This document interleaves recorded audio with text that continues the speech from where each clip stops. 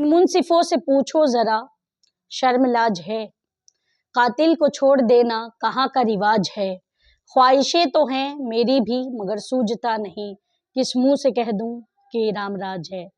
अस्तित्व अंकुर जी की ये जो चंद लाइनें हैं, कहीं ना कहीं ये दिल को झकझोर देने वाली है कि उन्नाव बलात्कार के 8.5 साल हो चुके हैं। जिस प्रकार से कुलदीप सिंह सेंगर जो उन्नाव बलात्कार का आरोपी था, उसको जमानत मिल गई। इस बात को सुनते ही पीड़िता जो रेप सर्वाइवर थी, वो दिल्ली के इंडिया गेट पर धरना दे रही थी, जहाँ पे महज 3 लोग, एक सोशल एक्टिविस्ट थे और रेप सर्वाइवर की माँ और रेप सर्वाइवर थी। उन लोगों को वहाँ पर पुलिस आती है और उनको उस स्थल से हटा देती है। तो आप बताइए, इस देश में महिलाओं की सुरक्षा को लेकर क्या सरकार संवेदनशील है? जिस प्रकार से देश में हिंसा, बलात्कार, छेड़खानी के मामले बढ़ रहे हैं, क्या सरकार बेटी बचाओ बेटी पढ़ाओ का नारा सिर्फ मंच पे ही देगी या सिर्फ दस्तावेजों में होगा? क्या हकीकत में जिंदगी में इसका कोई असर नहीं है?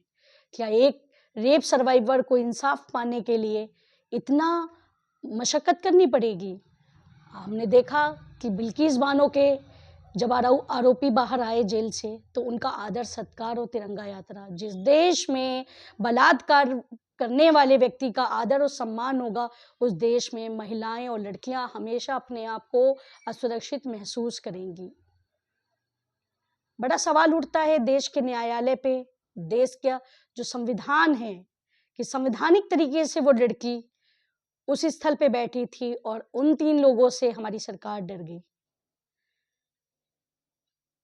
समझने में ये नहीं आता है कि जिस प्रकार से कुलदीप सिंह सेंगर को 2019 में दिल्ली कोर्ट ने उसको उम्र कैद की सजा बलात्कार के में सुनाई थी और उसके पिता की हत्या के लिए उसे 10 साल का कारावास दिया था। आप बताइए कि 15 लाख के निजी मुचलके पे उसको जमानत मिल गई। क्या बलात्कार के आरोपी को छोड़ देना कहीं की मतलब छूट है, या छोड़ देना उसको सही है? क्या इनके हौसले और मजबूत नहीं होंगे? क्यों हमारे देश से बलात्कार की संस्कृति नहीं खत्म हो रही है? जिसकी अहम वजह यह है कि जब बलात्कारियों को सराहा जाएगा, उनके लिए तिरंगा यात्राएं होंगी, उनका आदर सत्कार होगा, उनको बड़े पदों पे बैठाया जाएगा, तो क्या हमारे बलात्कार की जो घटनाएं हैं, जो लड़कियों को असुरक्षा है, तो क्या उनकी सुरक्षा हम सुनिश्चित कर पाएंगे? क्या बेटी बचाओ बेटी पढ़ाओ का नारा सिर्फ दस्तावेजों में होगा? असल जिंदगी में इसका कोई मकाम नहीं है। तो मेरा सवाल है कि देश के न्यायालय से क्या आपको महिलाओं की सुरक्षा सुनिश्चित करने की जरूरत नहीं? क्या एक रेप सर्वाइवर को इंसाफ मिले, ये आप नहीं चाहते हैं?